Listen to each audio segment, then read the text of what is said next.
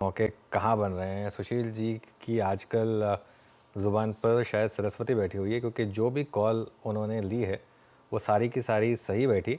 और तो और सुशील जी वहाँ पर प्राइम मिनिस्टर के स्वेरिंग इन में भी मौजूद थे।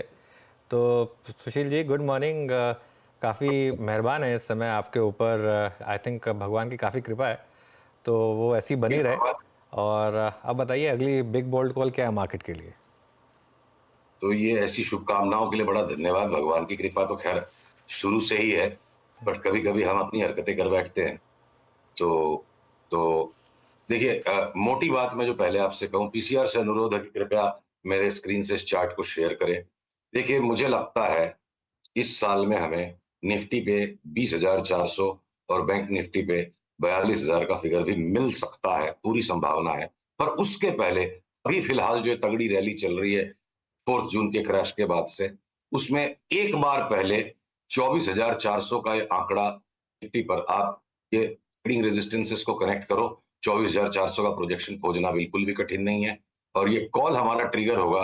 तो अगर निफ्टी कुछ देर में ये 23,375 के ऊपर जब चल पड़े, 150 पॉइंट के फ्लक्चुएशन आते रहेंगे, तो एक बार 24,400 पार, उसके बाद पूरी संभावना है कि 20,400 भी आ जाए। और बैंक निफ्टी पे उसी तरह से आप देखो 51,800 का एक आंकड़ा बन सकता है इस रेजिस्टेंस लाइन को टच करने में, जिसके बाद मुझे लगता है 42,000 तक बैंक निफ्टी बिना रुके गिर जाए। अभी का पिक्चर ये है। बाजार ने अगर मुझे आदेश दिया कि मैं कुछ और कर रहा हूं, जो बाजार बताएगा मेरे को बाद में अगर आके रिवाइज करना पड़ा तो मैं करूं। बिल्कुल। फिलहाल वो 1,000 पॉइंट। नहीं नहीं, वो तो खैर हम सब समझते हैं कि अगर बाजार का कुछ और वर्डिक्ट होगा तो वो उसको रिवाइज करेंगे।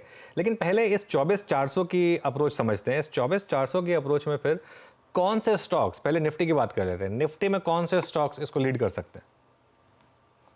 देखिए, एलएनटी में जैसे स्ट्रांग अप ट्रेंड बरकरार है। पिछली बार 3,900 तक गया था, मुझे लगता है 4,000 भी चला जाए। तो फिलहाल एक एलएनटी का अप ट्रेंड स्ट्रांग है। या अगर आपके जो साइड पॉकेट्स में स्टॉक्स हैं फ्यूचर्स में, देखिए अगर हम रिलायंस मान लो 3,200 हो जाए भले, और अडानी इंटरप्राइज का फोरकास्ट इस वक्त निकालना बड़ा आसान नहीं है। जगह है उसमें कि वो एकदम नया हाई बना दे। फिलहाल के लिए उसको प्रेडिक्ट करना कि 3,600 के ऊपर तुरंत चला जाएगा गलत होगा। उसके ऊपर ब्रेकआउट अगर आता है तो उसका टारगेट तब 4,200 बनाएंगे। तो जो साइड पॉकेट्स में हमारे पास स्टॉक्स हैं निफ्टी में, आप अगर इनको पकड़ लो, एचपीसीएल को, बीपीसीएल को ले लो, ऑयल रिफाइनर्स को, तेल का तेल निकलता जा रहा है और इनकी रिफाइनिंग मार्जिन्स और मार्केटिंग मार्जिन सब इंप्रूव होंगी। वो आगे चल के जस्टिफाई होगा, चार्ट पहले से तैयार है। और अगर मैं रिफाइनर्स के अलावा आ जाता हूँ, देखिए मेटल्स में हम बच के चलेंगे, वहां हमने तेजी नहीं करनी है। डीएलएफ जो एक स्टॉक है वो ब्रेकआउट के मोड में है, वो और चलता चला जाएगा। तो इंडिविजुअल इंडिविजुअल स्टॉक से पूरे के पूरे सेक्टर्स भारी है।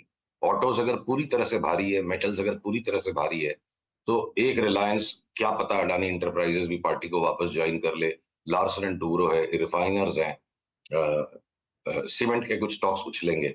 तो बहुत सिलेक्टिवली यहाँ से स्टॉक स्पेसिफिक ट्रेडिंग करने का ही मतलब लगता है।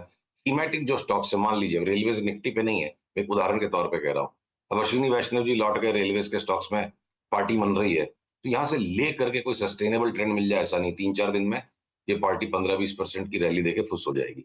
तो थीमेटिक मूवमेंट्स की बजाय अब स्टॉक स्पेसिफिक मूवमेंट्स पर निफ्टी के अगले 1,000 पॉइंट मुझे लगते हैं। और सवाल मुझे आपसे पूछना था, एक स्टॉक जिस पर आपने कॉन्ट्रा बैट लिया था वो था नवीन फ्लोरिन। अच्छे मूव्स आए उसमें, आज भी इनफैक्ट वो काफ़ी शानदार मूव्स दिखा रहा है। यहाँ पर अब नवीन पर क्या व्यू है और इस पूरी बास्केट पर क्या व्यू मैं माफी चाहूंगा। मैं देखिए क्या कोशिश करता हूँ अनुज जी, मैं बताता हूँ। अपनी मर्जी के अनुसार टाइम फ्रेम्स नहीं ढूंढता हूँ। बाजार बाजार मालिक है।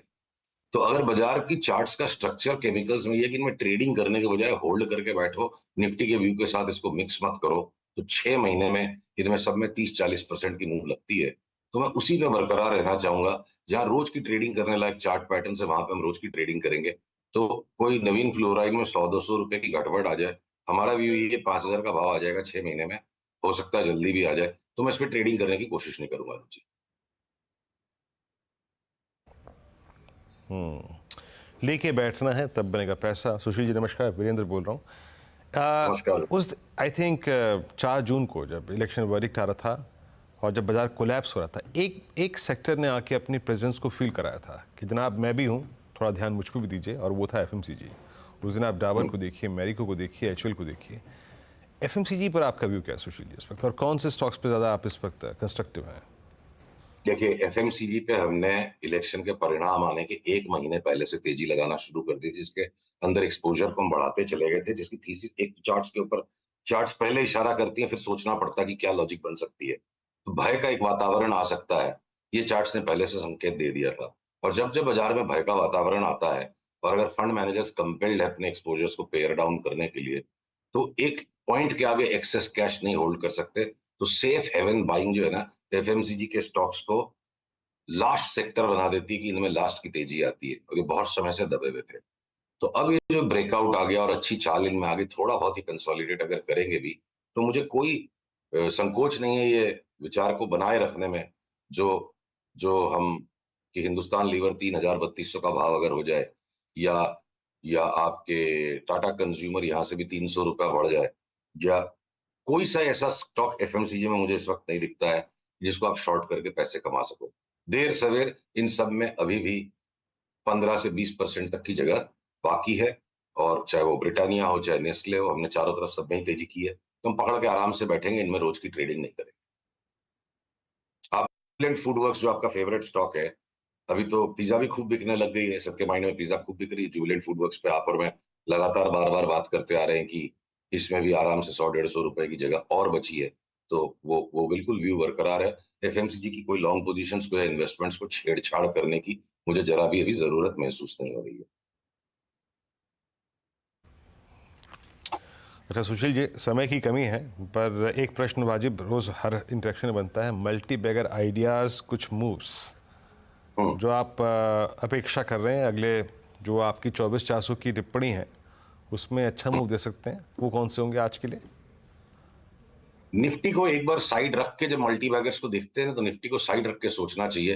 हो सकता है निफ्टी 24,400 जाके वापस नीचे भी उतरने लग जाएगी और बढ़ते जाएंगे। तो अभी हमारे जो लेटेस्ट मल्टी बैगर ट्रिगर जो हमने अपने क्लाइंट्स को पिछले महीने भर में, 20 दिन में, लास्ट वीक में और आज भी दिलाए हैं, वो है Happiest Minds, Nazara Technologies, Camlin Fine Sciences, Sequent Scientific. Stocks और भी बहुत है, पर ये 4 लेटेस्ट है।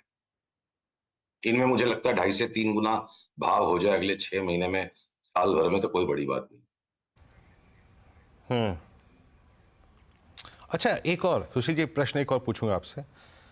वो स्टॉक्स जो अब एक एक्सट्रीमली ओवरबॉट ट्रेजेक्ट्री पे हैं, जहां पे आपने शॉर्ट बटन प्रेस करना शुरू कर दिया है, या फिर एटलीस्ट शॉर्ट्स के लिए लेवल आइडेंटिफाई कर लिए हैं, वो क्या है?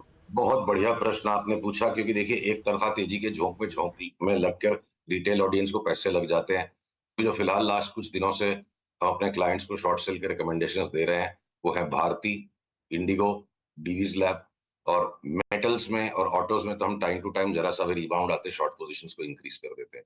तो कुछ शॉर्ट्स, कुछ लॉन्ग्स, और निफ्टी एक बार 24,400।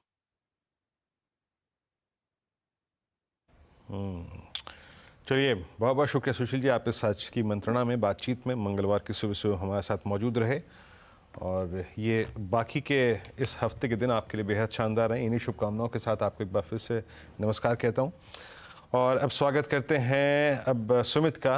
सुमित,